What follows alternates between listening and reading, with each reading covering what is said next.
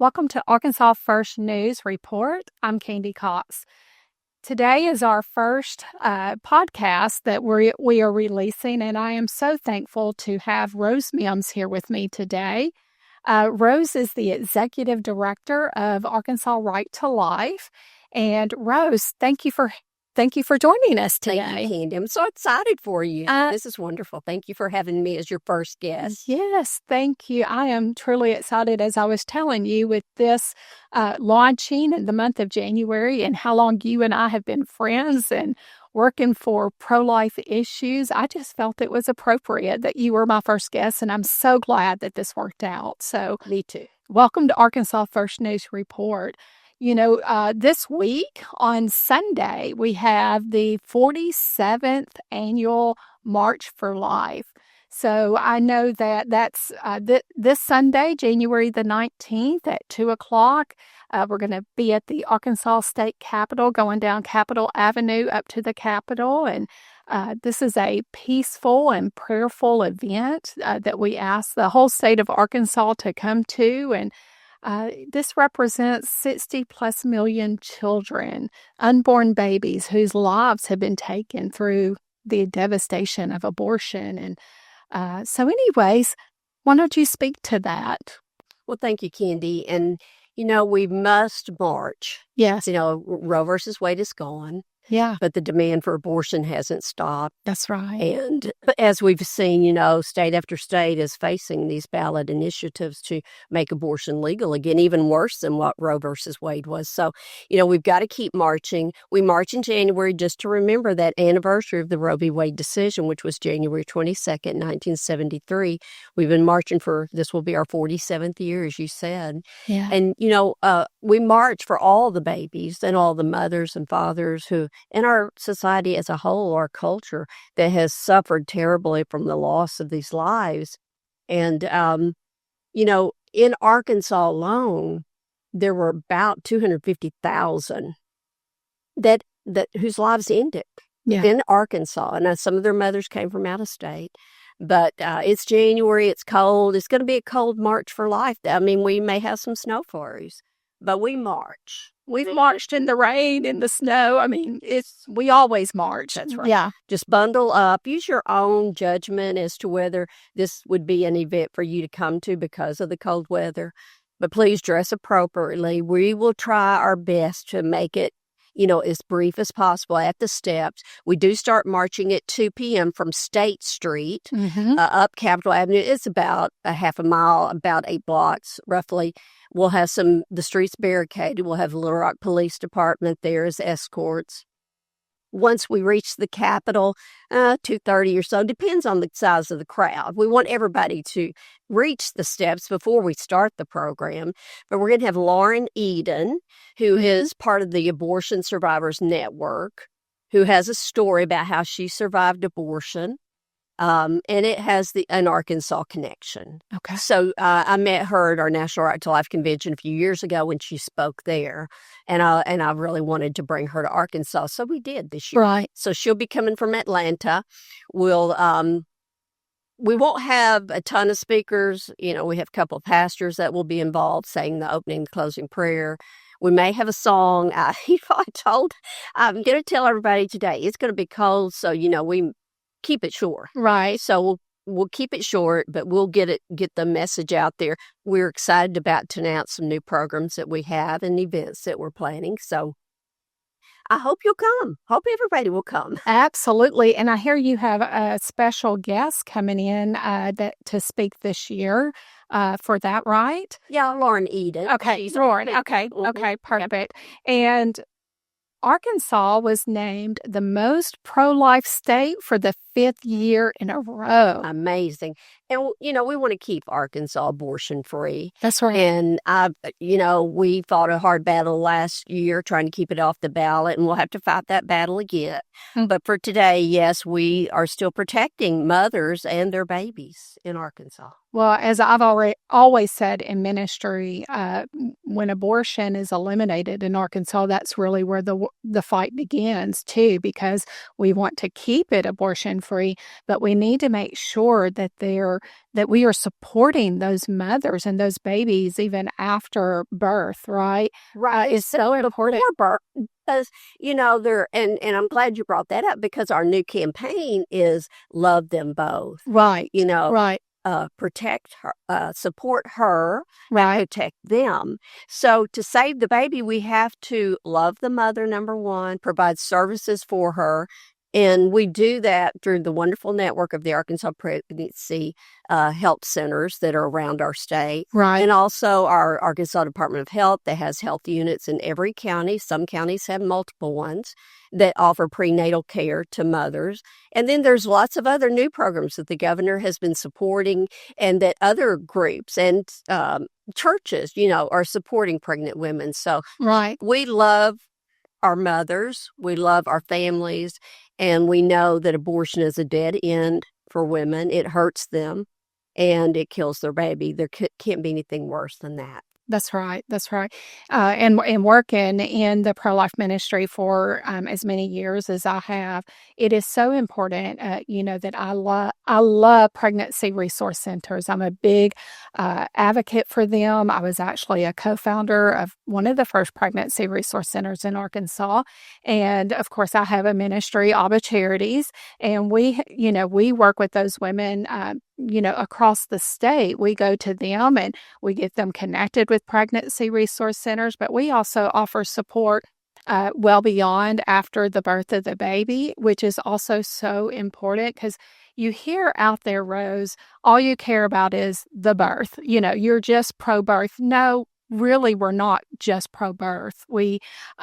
That's just what you think because we're against abortion, but we have ministries set up and support for these moms across the state through many organizations. And I am so glad that Arkansas bears the title of the most pro-life state for the 5th year in a row. Yes, and Arkansas Right to Life has been around for over 50. We're going into our 51st year this year, and we are primarily an educational organization, but because we believe that if people have the truth about abortion, and not only abortion, but infanticide and euthanasia, that they can come to a conclusion that, life is precious and that it should be defended and protected. Yeah. And the mother, number one, because she's carrying that child. That's right. And the father, too. And you're absolutely right. The pregnancy centers around our state, they're there for that mother and that family. And they have lots of different resources. And most of them, if not all of them, are free. Right. Just for the asking.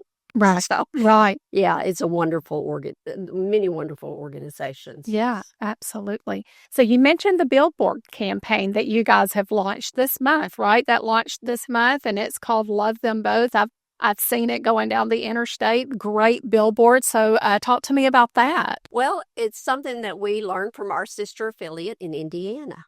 And so, great things come from Indiana. That's where the Safe Haven Baby Boxes started. So, we are sharing their messaging because it's important messaging. It is something that we need our mothers and families in Arkansas to know that we support them. We love them. Yes. Our movement is a movement of love. It always has been. Yes. And the other side just doesn't understand that. But we have open arms for anybody, especially those women who have been hurt by abortion. Yeah. And fathers who have been hurt by abortion. And people who are even involved in the abortion industry. Yeah. That have performed abortions, right. supported abortions. Yeah.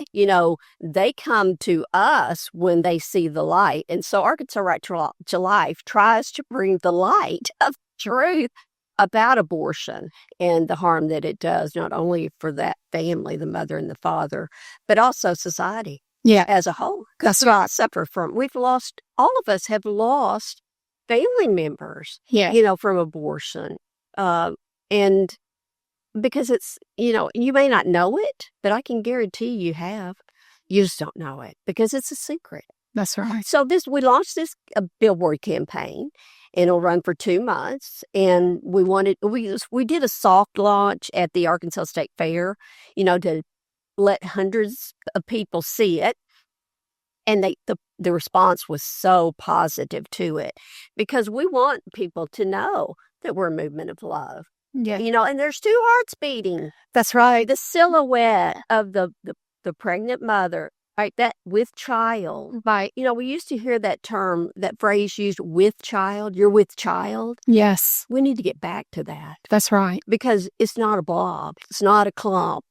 It's a child. Yes. And so that woman with child, we want to protect her, support her, and then protect both of them. That's right. Because that's what our laws have done.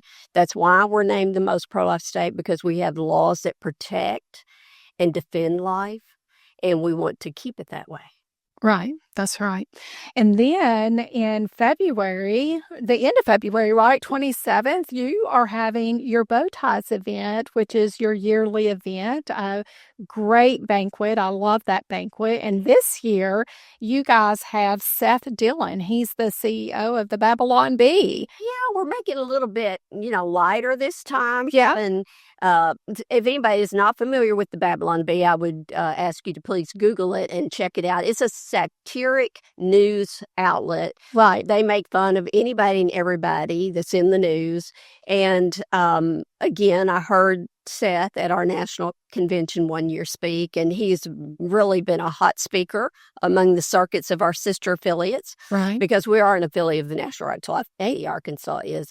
But anyway, it's going to be we're getting away from the politics of it all and just having some fun. And Bow Ties for Babies is intended to be a fun raiser for our right to life.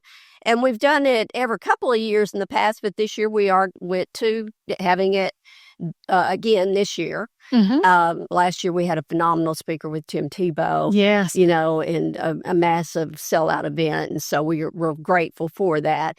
So anybody that's out there, go to our website, artl.org. That's right.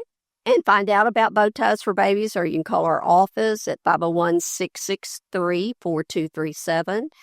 And invitations are being mailed this week, but it's on the marquee of the Benton Event Center where it's going to be held. That's right. And we just encourage everybody to come and have a good time celebrating life. Celebrating life. And Rose, I know for the March for Life and even for Bow Ties, you often need volunteers. And so where are you at on that? Are you still needing volunteers? Yes, we always need volunteers, because especially now with the coming March and the cold weather, we're going to have volunteers that don't come, that aren't able to, right, for whatever reason. And so it's always good to have a few extra, that say they can come and help. And then for Bow Ties for Babies, we need people that will help assist the serving of the food and taking care of our guests. And we don't treat them bad. Our servers, That's right. They get to wear a red flashing bow tie. So I have worn that a couple times.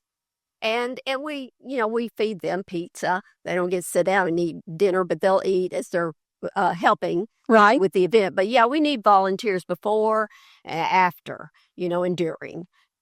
All of the activities that we have, whether it's the March for Life or the Fair Booth or the Bow Ties for Babies, Life Chain, all the different things that Arkansas Right to Life is involved in, and our chapters. Yes. And we do have chapters all over the state.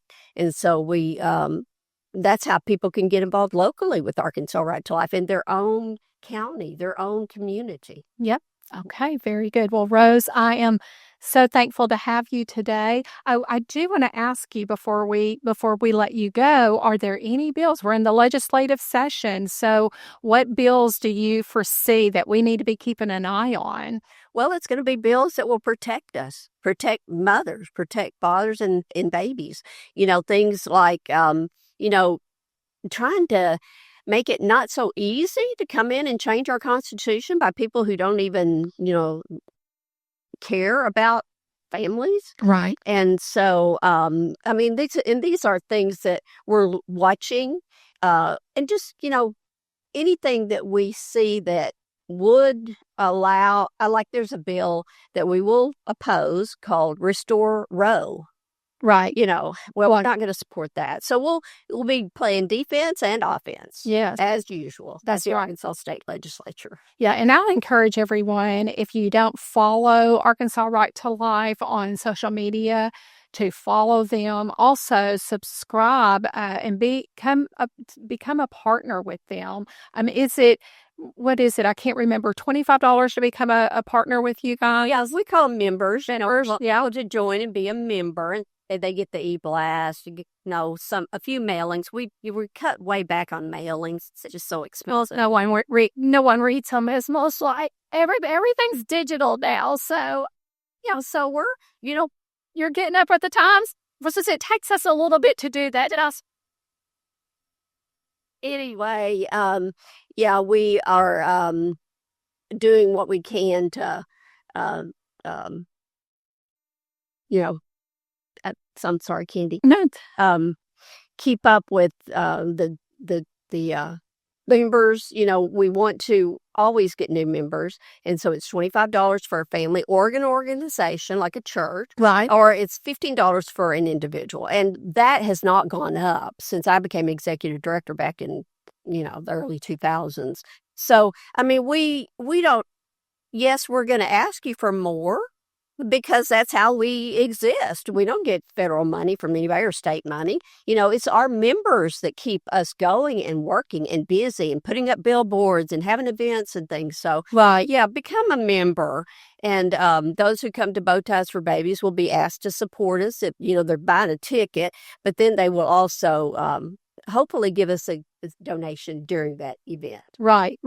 And you do such a great job with your news blasts that you put out of keeping your members up to date on legislation and things to look out for, things that you guys are opposing. And I love that during the election season, you all put out questionnaires to the candidates, and then you put out to your membership how those were answered. You helped keep your members and the community of Arkansas informed, those that are pro-life. And I really appreciate the work that you all do. Well, thank you, Kitty. Yeah, we're involved, not only educationally, but also politically, electing pro-life candidates and passing pro-life laws. So that's right. Thank you, Kitty. That's right.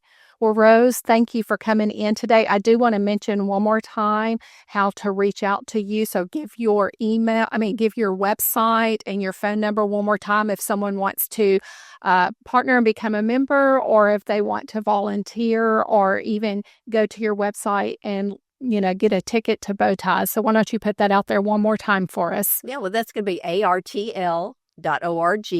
Very simple, ArkansasRightToLife.org. Yeah. And then the phone number is 501-663-4237. Okay. You all reach out to Rose today or anytime this week. Again, we have the March for Life this Sunday. And also be looking for my article out on Arkansas First News that it's been released, where I talk about the importance of marching for life. So thank you, Rose. Thank you, Candy. Our next guest today is Clint Lancaster. Clint is an attorney, a patriot. He has served in the U.S. Marines, known for suing Hunter Biden for child support. He represented President Trump in the 2020 Wisconsin election challenge. He is general counsel for Arkansas First and a contributor for Arkansas First, particularly with his column, Kitty Barf. Welcome, Clint. Thank you for joining me today. Well, thank you for having me, Candy. I'm excited to be here. Yeah, our first podcast launch for Arkansas First News Report. I'm so glad that you could join us on this eventful day. So I want to just start off talking about Kitty Barf. We have a lot of great writers on Arkansas First News, but Kitty Barf is one that, I told you I'm ready for the merch. I'm ready for the merch. Yeah, there is merch coming, but Kitty Barf is just, the story is that I was laying in bed with Jennifer one morning and that just woke up, and it was like a Saturday morning. You know how it is Saturday morning, you have nothing to do and you're just kind of enjoying that moment of calmness and stillness. And my oldest daughter, Victoria, who's on Arkansas First News for Kids, right, comes into the bedroom and she's like, "Good morning. By the way, there's Kitty Barf in the mudroom." And I'm like, for whatever reason, it just made me think of the Republican Party of Arkansas and just like how politics works in our state. And I'm like, man, who like wants to deal with kitty bar? Because I don't even like cats. Cats like me, I don't like them, but I am not in the business of cleaning up kitty bar. So I just kind of thought, how can, if this reminds me of the Republican Party, perhaps I should just write about it. And so I did. And you have. And Kitty's been through quite an adventure over the last few weeks. So you want to touch on any of that? Well, so we started out just kind of talking about, well, Kitty had a very kitty Christmas. And I did not use AI to generate that poem. That came from my brain. But as I had kind of worked it, I was like, we got to get in how Kitty took a dump in Jennifer's stocking, all this other stuff. And my most recent article was, I called it Kitty Goes to Detox, because we were at a Turning Point USA's event, which is like an ultra right, America First, true patriot movement. And I look over and there is an RNC or RPA Republican official, one of those who voted to ban the 207 members from Saline County and kick Jennifer out for 20 years. I'm like, what the hell are you doing here? I'm like, you're kind of standing around awkwardly, and it's like, this is just weird. It's just weird that you're here. And so I then took the opportunity to, use my creativity to impose some words for Kitty about what Kitty would say. And in my mind, Kitty was sounding a lot like Hitler. He starts out kind of like, I am right on this, and then this, and I was like, so I actually had to cut some of it because it was a little bit too extreme. But coming up, Kitty Goes to the Capitol. I said that's probably going to be the next one. And then we're headed to inauguration this coming weekend. So Kitty's going to go to the DC probably in the near future. So those are some inspirational things that we have. There was I wrote an article on Arkansas First that you can read it about a terrible bill to end free speech. Yes, that's the next thing we want to go into. That's House Bill 1141. I believe, correct? Correct. Yeah, Yes. that's to create a criminal offense related to deceptive and injurious media in the course of election campaigns. Yeah. So Yeah. whatever happened to free political speech? Perhaps these members of the Arkansas legislature were absent in civics the day they taught the First Amendment, because you have a right to say what you want. And in the U.S. Supreme Court's been very, very clear that it can be malicious. It can be defamatory. But as a public official, you have a heightened standard. So, for example, if I went online and I said, let's just say Westside Pharmacy over here. I said Westside Pharmacy uses crappy chemicals from China. And it's not true. That's not true. It's a great pharmacy. But if I said that and they lost business, all they have to do is prove that it was false and they lost money. Right. But if you're a public official, you not only have to prove that it's false and you lost money, but it was malicious. Yeah. It was intentionally malicious. So if I wanted to make a meme, and I'm thinking of one with Daniel Haney, he's a prosecutor in Independence County. He also is the county attorney for Independence County, and he was fighting the ballot initiatives there for paper ballots in Independence and Cleveland County. And Brian Norris, a good patriot from up there, created a meme with Daniel, and he basically took a pope and he put Daniel's face on it, and it was like against paper ballots. Well, now that would be a crime. Then it shouldn't be a crime. Right. And so it's just ridiculous. They have this phrase in there about unless it comes from its true source, but it doesn't define what a true source is. Mm-hmm. I hope that the legislature shoots this down. If not, somebody's going to sue and it's going to be unconstitutional. Right. And if we talk about the vagueness in terminology, you mentioned in your article the true source is unclear, and it could lead to confusion and abuse of the law. So how do you foresee this vagueness impacting candidates, media outlets, or individuals during an election campaign? So I see if it passes, then what'll happen is you'll have some stifling of free speech and some people suing on that. But the void for vagueness comes up because under our Constitution and our laws, you have to know clearly what conduct is prohibited. Right. And if you can't tell, then it shouldn't be a crime. And so really what this comes down to is you've seen it's just really evolved since 2020. And it's kind of going back the other way. It was the Democrats, and they used to say, "Oh, you're an election denier. Oh, you're a racist. You're anti-fairness," or whatever they wanted to say. And now the pendulum's kind of swinging, and Republicans are kind of exerting their weight a little bit more than they should. I get that you don't want people talking crap about you when you're running for office or where you're pushing an issue, but man, that's what America's about. Right. Like since like the Boston Tea Party, we've been talking crap about the other side. That's like your constitutional right to talk crap. And you just can't, you can't stifle that. It's going nowhere fast. It just reminds me of Kitty Barf, because Kitty doesn't want you to say no stinking bad things about him. So yeah, because let's be clear, this bill is put out by 2 Republicans, correct? Well, they call themselves Republicans. Right. They have an R by their name. Yes, Republicans, maybe not conservatives. Yeah. So this is by Scott Richardson, and Jay Bryant, That's correct? Right. Okay. And then, we talk about in this, if you think about deep fakes and altered images, the bill attempts to address concerns about deep fake videos, altered images. Do you think there's a legitimate need to regulate these forms of media? No, I don't. I mean, because you already have laws in place that do it. And it's kind of like there's another bill I wrote about a bill to teach kids that communism is bad. And so, again, this is overregulation. I don't need people to tell my kids that the Nazis are bad because they killed millions of Jews, right? If my kids can't tell that the Nazis are bad because they killed millions of Jews, I have failed as a parent. Mm-hmm. And there's also that part where you come to that understanding yourself. And so, it's like them saying, hey, boys can be girls. I'm telling you that boys can be girls. You'd have to accept that boys can be girls. And I'm like, yo, wait a minute, right? No, that makes about as much sense as you telling me communism is bad and that I can't talk trash about politicians when they act stupid. Right.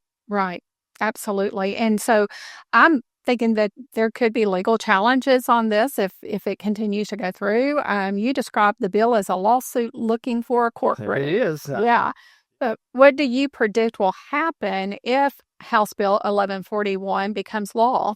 Well, I predict that someone like the ACLU will take up the cause and file a lawsuit to declare it unconstitutional, and they will win, and then the state will have to pay money.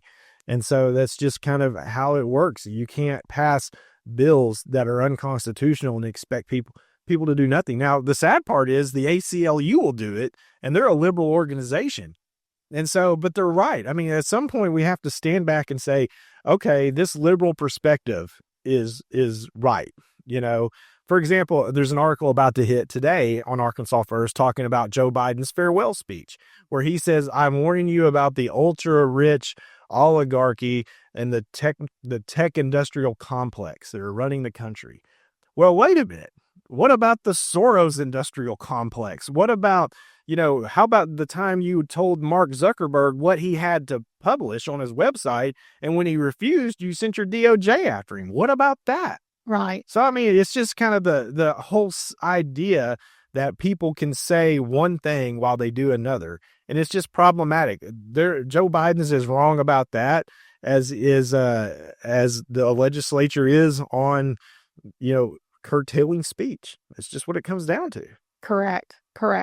And so the impact on the campaign dynamics, how do you think this bill, if passed, would change the way political campaigns operate, particularly in the terms of advertising and media strategy? So really what I think it will happen is it's designed to curtail dark money. And so dark money refers to super PAC money. And I say this as the treasurer of a couple of super PACs. What these are, they're called independent expenditure committees. And you can have unlimited money donated and paid to advocate for a message so long as you don't coordinate with a candidate. So if you were running for, say, mayor of Benton and I wanted you to be mayor, without talking to you, I could run ads that says Candy Cox has been a stalwart of the community and she fights evil. Vote for her for mayor. And it's got to say paid for by the PAC. Right. But what happens is, I think back to Conrad Reynolds and French Hill's last race, where at the very end, dark money came in on both sides. And they started to say, well, French Hill is bad and Conrad Reynolds doesn't know what he's doing. And the goal there was none of it was necessarily true, but the goal was to confuse voters. And what happened was you had voters come out that didn't know who to vote for. You had a high number of votes in that race, and they didn't correspond to down ballot races. And so what they're trying to do is they're trying to curtail people from running dark money ads to promote candidates or issues that they don't like or they do like.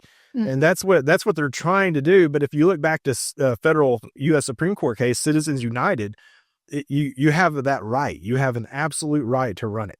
And you can't have a state telling the everyone else that they can't do it when the federal court has already said you can. Right, right. And so do you believe that this could discourage satire or legitimate critique? Well, it's never going to stop the Babylon Bee. You know that the CEO is going to be at the bow ties. Oh, is it? Yeah. So just, ahead of you, I had Rose Mimms, and he is actually going to be their keynote speaker at the bow ties, which is a little bit of a different take for Arkansas Right to Life this year. Well, I'll tell you, I think it was the Babylon Bee wrote what's called an amicus brief in a Supreme Court case. There was some satire that was being quashed, and they wrote probably the most funniest brief I've ever read in my life. Like, they were just so good. It'll never stop them. But here's the thing, right? When you take the little guy, you take like the Jimmie Cavins of the world, right? And if you start hammering them enough, like they'll have to quit because they can't afford to fight you. And that's what it's designed to do. It's not, they're not going to come after a corporation. They're going to come after the guy on Facebook who's or whatever who's voicing his opinions. Right, right. Very good. Well, do you have any other bills out there that you feel like the viewers should know about? Not yet, but I am told, that so there was a time period where I had the absolute pleasure of testifying before the joint performance review committee of the Arkansas legislature before the session kicked off back in like October, November. And they were very, very unhappy with how we used the law to get signatures on a measure for the ballot. They thought those people shouldn't be residents. So I'm told that there's going to be some election reform. That's what they call it, election reform. For legislation that comes out that makes it harder to get signatures and things on the ballot, because when you're an elected official, your worst fear is people self-legislating. Right. And you have the absolute right in the Arkansas Constitution to do it. But the fear is that you would do it and take their power away. So they use their power to stop what you're doing. And it's like making it go from 15 to 50 counties for a statewide measure. It's a lot harder to get signatures from 50 counties than it is 15. Right. So I'm kind of curious to see what's coming. I'm not looking for it to be pretty. I'm looking for it to be a step backwards. And it concerns me because, Kim Hammer is a senator here from Saline County, and he's running for Secretary of State, but he thinks machines are great. And I just don't get this, how you can run as a Republican and ignore the national platform for paper ballots marked by hand. Right. That's a concern for me. I'm concerned about it because I know the dangers of machines. I've heard that Wayne Long, a representative from the River Valley area, not the River Valley, White River area, he's going to run a bill to get rid of barcodes on the ballots, which is a step forward. Right. So those I'm watching, it's kind of comical. The governor gives her state of the state speech, and she talks about how she wants to go after higher education. Then magically, like 2 minutes later, a complete bill is filed by Senator Dismang on the same subject. So Kitty's up there doing its work. So is Kitty going to make any reference to Sarah Huckabee Sanders' State of the State address? I don't know. So the thing about Kitty is Kitty kind of morphs. So Kitty can be talking about Asa Hutchinson, and then it can be talking about Sarah Sanders, and then it can be talking about someone else. Kitty represents the Republican industrial complex of Arkansas. Right. And so I don't know. I don't know. Maybe the way it kind of works is I see something I think is outlandish, and I'm like, okay, Kitty. Huh. Right. So give me your thoughts on her address. Well, I think she's still politicking for something else. I think the fact that she creates the Arkansas Medal of Freedom, and I mean, I agree that the sheriff did a good job, but so much of this seems more publicity driven, which is understandable for someone who's looking for higher office at some time. I didn't hear anything that was super, that got me like thinking, okay, this is in my ballpark. Like, you're talking about cutting taxes, but I'm still paying income tax. So like, if you want to cut the tax and you want to do something conservative, get rid of the income tax. That was brought about by Democrats. Why are you doing? We have this massive surplus, and all you want to do is hoard the money and tell us that one day we're going to have a rainy day. I didn't hear anything that really moved me out of that. And as Mike Shnaekel pointed out earlier, she wore purple. Well, that in of itself would be a kitty barf. Yes, yeah. Kitty barked all over the dress. And I found it very interesting that FOIA wasn't mentioned. Yes, well, the thing is that they want to sneak that in, I think. Yeah. I'm curious to see what they do. They hate FOIA.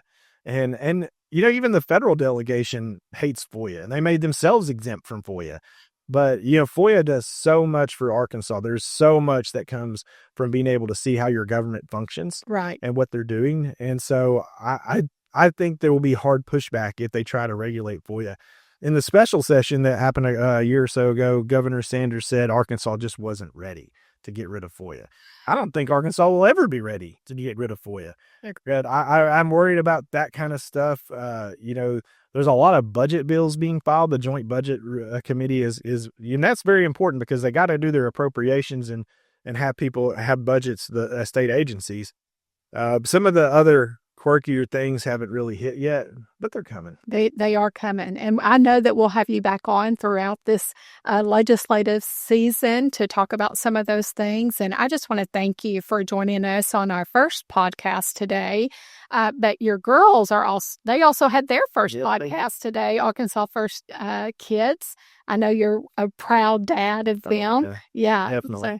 And I'm a very grateful husband for my wife, who put so much work into getting them prepared and having things for them to be successful. So she's a great mom, and she's got a great thing going. So yes, she does, and a great friend. So yeah. Well, I appreciate you for coming in today, Clint. And please follow Clint and follow Kitty Barf. You can find his columns coming out on Arkansas First News. Thank you. Thank you for having me. Our next guest today on Arkansas First Report is my friend Jimmie Cavin. Jimmie is known as the professional bully fighter. He investigates and reports on issues around the state of Arkansas with an emphasis on government. You can find him through Facts, Not Fiction, and he is a contributor of Arkansas First News. Jimmie, welcome. Hey, I'm glad to be here. Yeah, it's exciting. So we got to spend the day yesterday at the Capitol, and as the week has started for the 95th General Assembly, and we're going to be going live every Wednesday at the Capitol. And I think most days you're going to be sitting beside me as we interview legislators and talk about bills that are happening throughout that beautiful building at the state Capitol, right? Oh, yeah, it's going to be exciting. We had fun yesterday. Looking forward to next Wednesday. Things will be rolling a lot more then. So it's going to be a fun legislative session over there with you. Yeah, well, thank you. And then, so give me your take for this week. Nothing real surprising. Right. Just getting started. Of course, the governor giving the joint address, as we talked yesterday about what she said and what she didn't say. Right. And their committee appointments, new chairmans of different committees being appointed, co-chairs, who's on the committees, kind of things like that. You've got some legislators that are excited about being on committees, some that are excited about being leadership, others are mad that they didn't get on certain committees. Right. And so it's just kind of jockeying a little bit, getting set up. The committees are now spending their time doing their organizational meetings. I expect next week we'll start seeing some bills go to committee, and that's when the process will get started. A lot of bills have been filed, though, and a lot more will be filed. Right. We're going to be busy. Yes. Yeah, we're going to be busy reading those, yeah. Trying to dissect them, that's the thing, because these bills get filed so quickly, and there'll literally be a couple thousand bills filed this session. Very few of them will get through, but there's so many, and trying to dissect and go through them to see what's a good bill, what's a bad bill, what needs improvement, things like that is a difficult task. Right. By design. Yes. By design. And so there will literally be, when this thing finishes up, there will literally be legislation that goes through that we'll look up maybe 6 months, a year later and go, whoa, what happened there? Well, it went through legislation, the governor signed it, that we never even caught that it was going through. Right. Well, I know one of the bills that we wanted to focus on was Senate Bill 12, SB 12, right? And this, why don't you talk about that? SB 12 is by Senator Brian King. And if anybody knows anything about Brian King, I call him a rebel with a cause. Yeah. And that cause is the people, right? Which is a problem, because if we talk about reality of the state, capital-wide, this state is made up of citizenship that is clearly majority red. Okay, and then you've got a minority of blue, and then you've got a minority of purple in the citizen makeup. But when you get to the capital, the majority is purple. Yeah. There's no doubt about it. And I would even contend at some points that the biggest minority at the state capitol at times is the red, party of red. Correct. And so that's where that chimes in. And that's a problem Brian King faces, because he's a strong conservative of the people, and he doesn't march to the beat of Governor Sanders or Senate President Bart Hester. And so he's a big guy on transparency. He proved that in the 2023 session and in the 2023 special session. What he's bringing on SB 12 is kind of interesting, because there's the Arkansas Board of Appointment. Right. And what that pretty much does is, after every 10 years of census, then they drop districts. Okay. And the board that does that is made up of the governor, the secretary of state, and the attorney general. Now, under the Arkansas Freedom of Information Act, when that was done in 1967, the legislature did something that they're famous for doing. They made laws for everybody, but they exempted themselves from it. Right. So they're basically exempt from records, mostly communications and things, on the Arkansas Freedom of Information Act. Now, matter of fact, I'll tell you, I brought it just so I could read it. In the law, what exempts them in the states, as far as the governor, the attorney general, the assembly itself, the Senate itself, that the Supreme Court, unpublished memorandum, working papers, and correspondence of the governor, members of the General Assembly, Supreme Court justices, Court of Appeals judges, and the attorney general. Interesting when you talk about that. Okay, correspondence, that takes care of emails, so you can't get any emails. But the key two words in this whole law is working papers. So they can literally declare any document they have is a working paper, which makes it exempt. Right. And so what is interesting about this law that Brian King is bringing is that he is basically saying, look, we understand that applies to the governor and the attorney general in the aspect of FOIA, but in this bill, as far as the board of appointment, of which those three people said, we're going to say those records are not exempt. Anything to do with the board of appointment, the communications, working papers, are not exempt. Right. So he's actually bringing a bill that actually increases transparency. They're not going to like that one bit. I'm going to tell you right now, while I'm going to support this bill, and there'll be a lot of people support it, it's got no chance to get out of committee. Right. And but it is the initiative that he shows, the initiative to increase transparency, which is interesting because the governor's office and state government is under the transparency microscope with their actions in 2023 legislation to attack FOIA.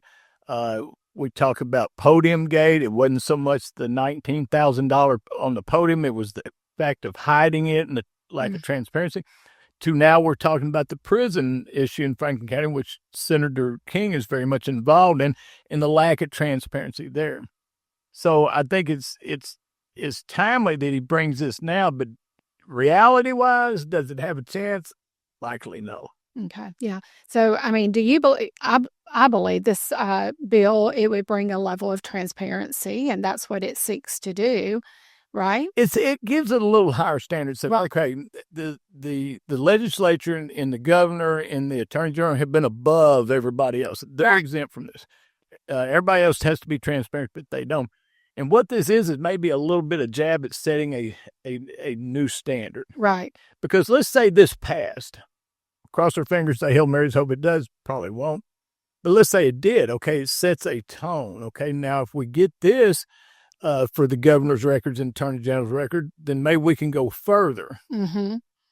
and add to the Freedom of Information Act other records. Right. Because one thing we know that people don't like is secrecy.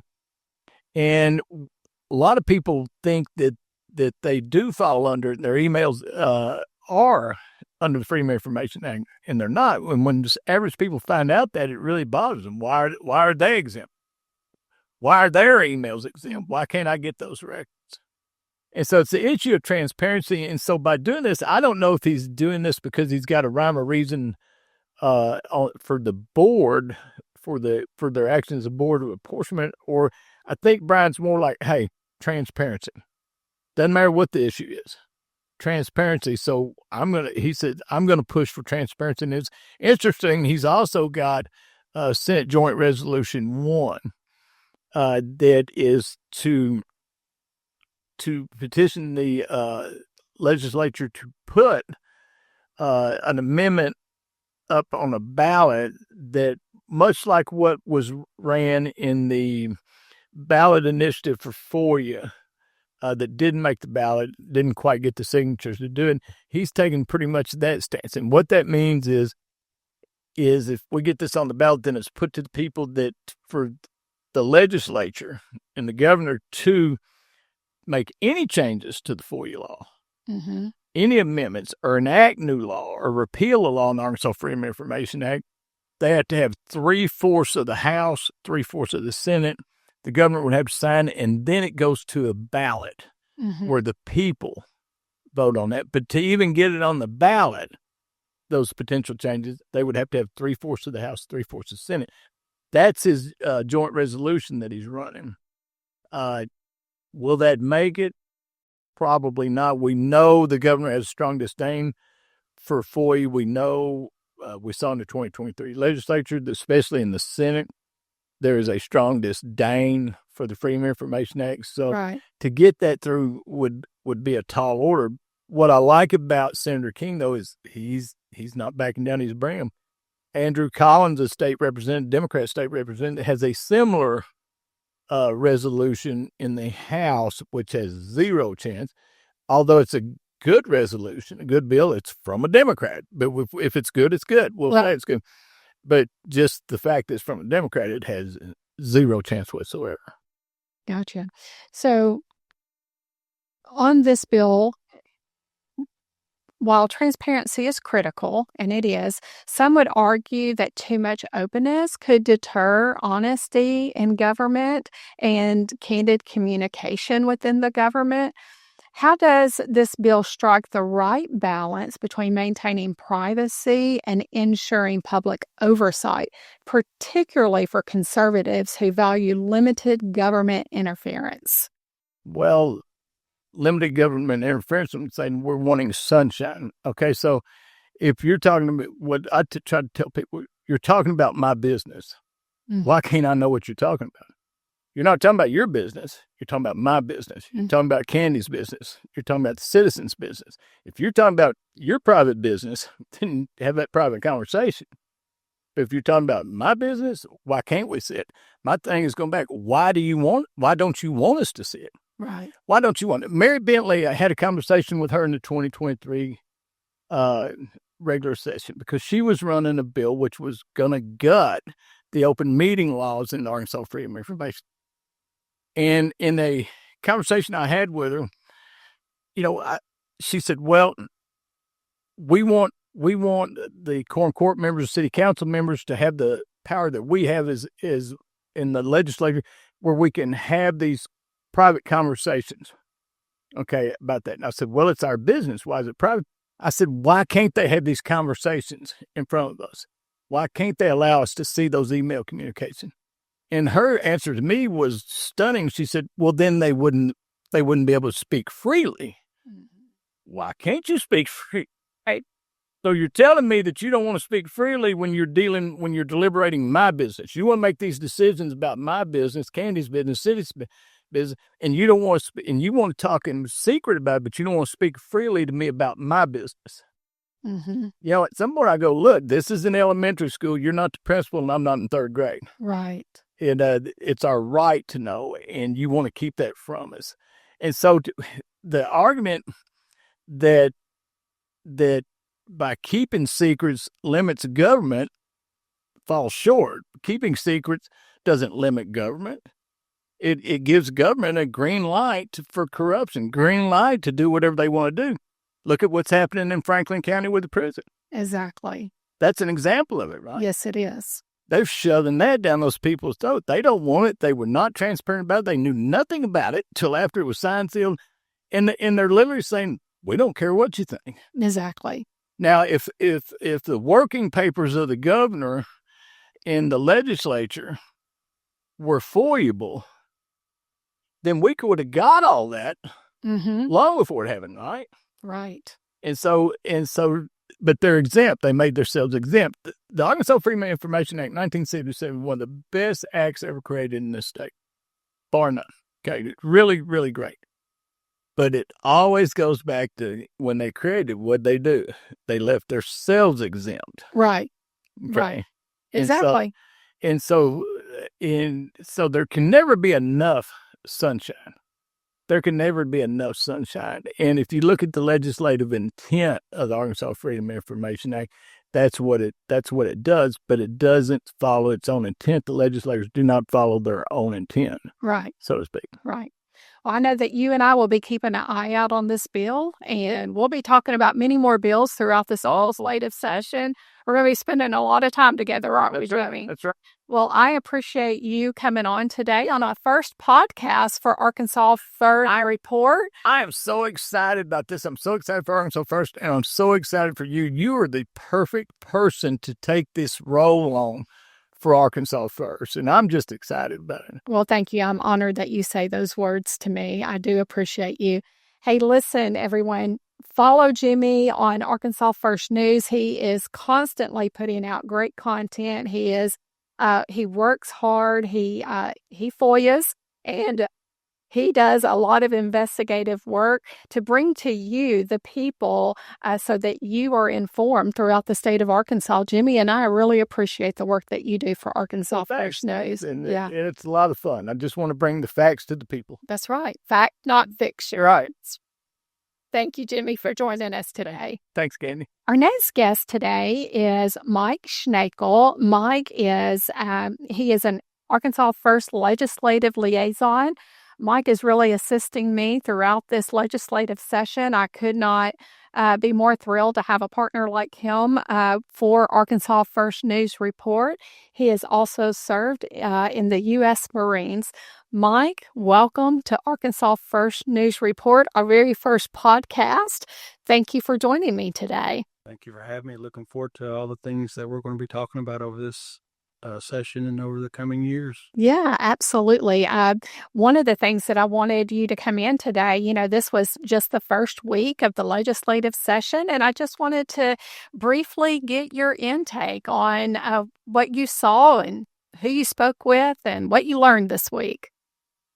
Not a whole lot's been done right now in this first week of the legislative session, and Right. we're going into an inauguration for Donald Trump. So, the legislature is all going to be in recess at the end of today until Tuesday, after the inauguration of Donald Trump, because a lot of the legislators are going to go out there for his inaugurations. Right. But been very interesting, when you think about going in session, with me, never been a part of any of this before. You come in the first day and you say, okay, they're going to swear in, which is kind of a neat deal to watch happen, and how they go about announcing things and selecting people to notify the Senate. Right. We are in session to notify the governor. We are in session and prepared to do the work of the state of Arkansas. So that was pretty neat to watch some of that stuff happen. But in my view, I'm like, oh, they're going to get sworn in and they're immediately going to start hearing House bills, or they're immediately going to start hearing Senate bills. That's not the case. And I kind of understand why now, because we have been able to talk, Bruce Cozart, and I'll look at my phone a little bit while we're talking here, because we are speaking with, Democrats and Republicans, Mm-hmm. because there's concern throughout, and there's bills, as us personally, we consider ourselves very Christian, conservative Republicans, but there's some bills that even within our own party that we don't necessarily agree with, Right. and don't understand. I never really paid attention to anything other than what the news clipping was. This is the definition of this bill, or this is the named bill. But Frederick Love, and I hope he watches this, was probably one of the most interesting people that I talked to about. And he's a Democrat senator. He was in the House for, I think, 11 years before he became a member of the Senate. And I believe 2021, he's now been on his mid-third term as a state senator. But when I spoke with him, because I have Republican lapel pin I wear for Arkansas, immediately he was kind of standoffish, like, hey, you've got that Republican pin. I said, well, I am a Republican. I'm a Christian conservative, and I'm not afraid to say that. I said, but there's things in my own party that I'm concerned with. I think we do really well. Mm-hmm. And I think some things that we were dropping the ball on. And I think there's some things that just, and this, and several of us within the Arkansas First community, that I don't think is very truthful when you read what it says, and then you start getting into bills. And we talked about some of the educational stuff that's going on with the LEARNS Act and some of the tax things, which you talked about with Jimmie yesterday, Right. The grocery tax. And that thing is kind of, when you hear the governor talk about it, you're like, oh, great, the grocery tax for the state's going to go away 0.12%. Good for us. But then when you talk to, it wasn't Cozart, Hester, well, this is going to be for counties and cities also. Well, I'm in Hot Spring County. We have very little infrastructure in our county. That is going to impact small counties tremendously because of the way we raise money in order for our governmental agencies to work. So it's a learning experience right now, because I've never been involved in government. Now I have, on this side of government, I've been involved in government on the military side. I served in the Marine Corps, and I served in the Army. And when I was in the Army, I was responsible for some several $1 million budgetary things. And we kind of have an open checkbook with certain stuff when it came to combat, asymmetrical combat and stuff, and the stuff we dealt with. But I never seen it from this side, from what I would call the infancy stage. Right. Because with government and elected officials stateside or statewide and even countywide, you're looking at things from the cradle. When it starts, from how it starts to, you're not going to see the end of it because of it being voted on. You're going to kind of see it get to its maturity of, I will say, a teenager, before it reaches its adult stages on the back end where it actually impacts the citizens of the state. And that's pretty interesting. And to talk with some of these people when you're saying, hey, look, I'm interested in this. And, we're very interested in what's going on with the prison deal right now, because it came out initially as, a $328 million budget. Well, now it's ballooned to $1.3 million. Right. And there's been no legislative oversight on it. It's not come out of a committee. It's been a really hush-hush thing. And then with the tax, stuff that Sarah Huckabee is talking about, which seems great on the surface, but how's that going to impact our communities? How's that going to impact our cities and counties?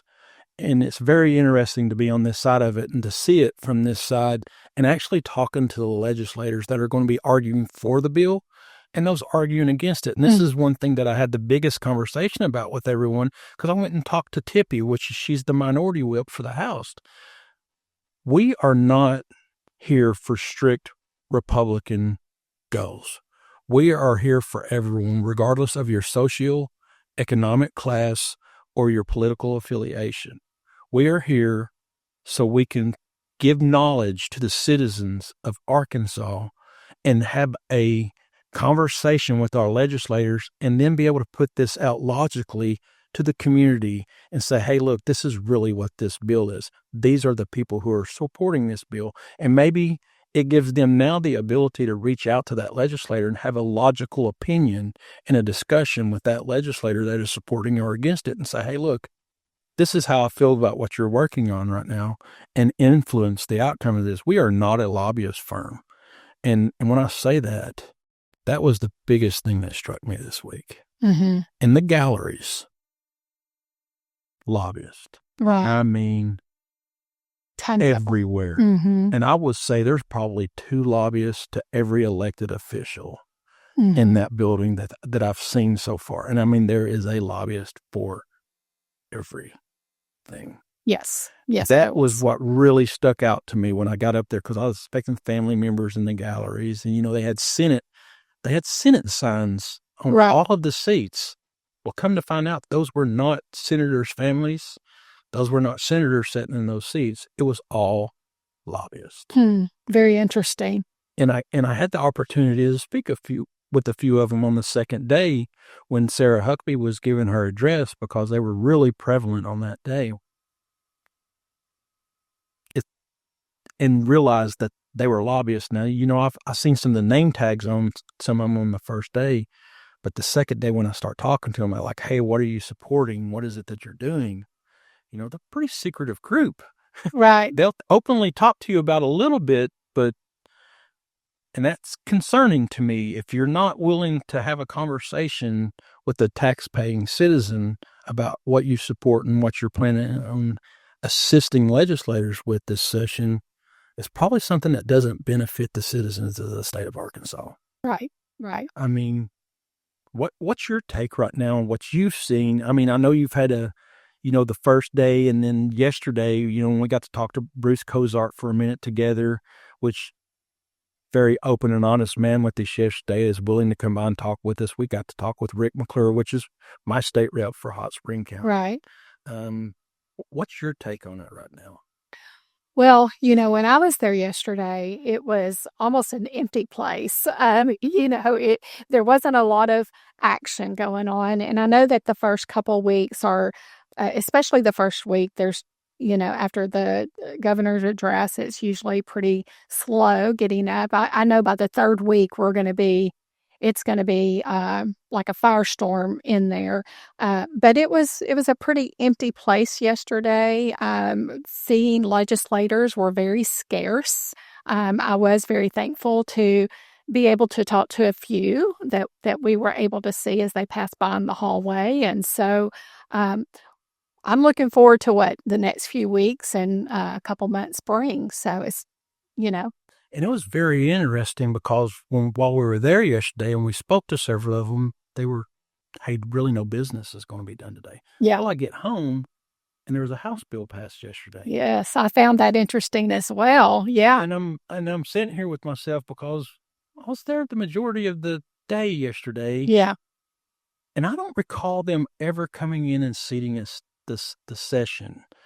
Not saying that they didn't, not saying that they couldn't have, but they managed to get a House bill through already with no interaction. Yeah. And that one was I mean, we're not entitled to anything. We are entitled to no information from anyone at the Capitol. Everything that we're going to do within that Capitol because of a relationship that we are building with them of trust, that we are going to report the right things, that we're not going to edit what they're saying. And we're kind of the infants in this relationship right now because we're an unknown source. You know, and there is some people within Arkansas First that are well known in this state. It's just a fact. And you get a little bit of a cold shoulder from some of what what Arkansas considers red Republicans. And I'm not, you don't hear Rhino come out of my name. You don't hear me talk about purple. You don't hear me talk about red, you know. But we have some people that just do not. And Howard Beatty, and I'm not going to beat Howard up, but I attempted to talk to him a couple times yesterday, and it was just cold shoulder. Mm-hmm. And I hope that changes because we are not here to make them look like fools. We are not here to beat them up. It's an accountability and it's a knowledge It's an information source. Well, I think more than anything, Arkansas First News is we are a news source. But the thing that we have to keep in mind is that we are constituents of theirs, right? And we are reporting the news by we the people for the people. And so we are going to continue to plug away and give a platform for their voice to be heard, for the bills that they are being presenting. We're going to hear their side. We're going to give our side either of support or that we don't support. And I am looking forward to this legislative session. I'm looking forward to working with you on getting these legislators in to speak about their bills. I know that you're going to do a fantastic job as our legislative liaison. I got tickled at you. You were all over the place, just introducing yourself to people, talking about Arkansas First News. You would catch people as they're walking down. Hey, I'm Mike Shnaekel. So the energy that you bring, I am looking forward to this legislative session with you, and I think that you're doing a fantastic job. So be looking for Mike Shnaekel at the Capitol. Stop and talk to him. We want to hear their voice. We want to hear what they have to say. We want to be able to digest through the thoughts of some of these bills that are being presented, right? Well, knowledge-based influence. That's right. Not monetarily based, not anything. It is a knowledge-based influence. We are not lobbyists. We do not have any money behind us. We are not offering anything other than knowledge. That's right. And with that knowledge, we are hoping that the legislators are willing to come by and sit with us in an unbiased reporting fashion that is for knowledge and knowledge only. We are not there to be beating them up. We are not there for that. It is knowledge, and we are going to disagree with people, and we are going to agree with people, but it is not going to be one of those adversarial positions that is taken, and I don't think that's the goal of anyone in Arkansas First, to be adversarial, which is unusual. Right, and I don't think that when you ask questions, and we're going to ask tough questions, we really are. That's not being adversarial. That is because we want the truth out, and we do come from a very conservative background, and we're going to really make sure that the people understand what these bills entail, the ones that we talk about, who's supporting these bills, how they affect your family and your faith. That's really important to us as conservatives. How does this impact our family and our faith within our government? So, and some bills may seem like they're going to impact you, and they sound really great, but they're only words. We're seeing that with some of the FOIA stuff that we're going to tighten down on this, we're going to tighten down. Well, there's no consequences on the backsides of these bills. They sound really great. right. But there's no impact to them. Well, the legislative session is off, and we're going to be there. We're going to be at the Capitol, going live every Wednesday from 9 to 11:30. So stop by. We're on the third floor of the rotunda. You'll see Mike Shnaekel walking around, introducing himself, talking to legislators, and come by and see us. You'll see me every Wednesday. Oftentimes, you'll see Jimmie Cavin visiting us there and co-hosting with me. Mike, thank you for coming in on our very first podcast for Arkansas First News Report. And I hope everybody likes, shares, and follows. I mean, the one person likes, sharing, and follow, especially on a share, your one person may actually wind up touching 1,000 people because that next person next to you will share. So please like, share, and follow. Candy is going to do a phenomenal job. Arkansas First. I'm so thankful that they even thought of me of being a part of anything with it and being able to lend any insight or contribute to it. I'm so excited to see where this goes. whether I was involved or not involved. I think it's a very necessary thing that you're doing, Candy, and I think you're going to be a phenomenal host and a person that people can talk with and build that trusting relationship as a media source for the state of Arkansas. And there'll be federal things that we talk about. And I'm sure you'll wind up with federal guests at some point. Yeah. But I'm so proud of you guys for what you guys have put together in such a short period of time. It is absolutely amazing. We're still in the baby stages, so thank you for your kind words. Thank you for joining us today on our first podcast of Arkansas First News Report. Please follow us on all of our social media, and also make sure to go to our website, Arkansas First, and that's Arkansas1stnews.com, and look at our articles, subscribe to our articles, and we look forward to seeing you next week.